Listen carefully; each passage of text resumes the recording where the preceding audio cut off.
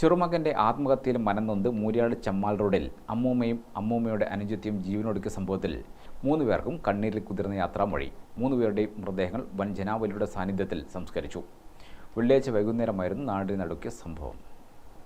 Neerveli നിമിഷാനിവാസിൽ E Kishan, അമ്മൂമ്മ മൂര്യാട് ചമ്മാൽ റോഡിലെ V K Reji, സഹോദരി വി കെ റോജ എന്നിവരായിരുന്നു ജീവനൊടുക്കിയത്.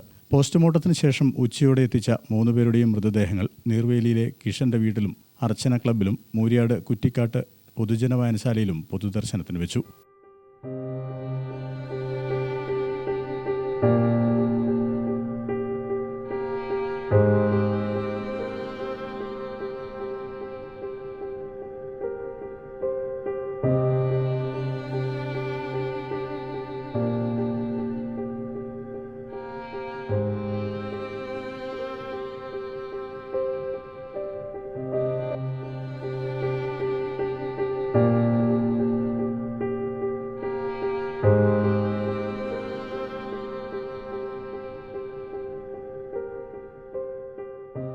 വിവിധ രാഷ്ട്രീയ പാർട്ടി നേതാക്കളായ P Jayarajan, K Dhananjayan, M Surendran, നഗരസഭാ ചെയർമാൻ ഷിജിത്, കെ ലോഹിതാക്ഷൻ, രജീഷ് തുടങ്ങി ഒട്ടേറെ പേർ അന്ത്യാഞ്ജലി അർപ്പിക്കാനെത്തിയിരുന്നു. ഗ്രാമിക ന്യൂസ്, കൂത്തുപറമ്പ്.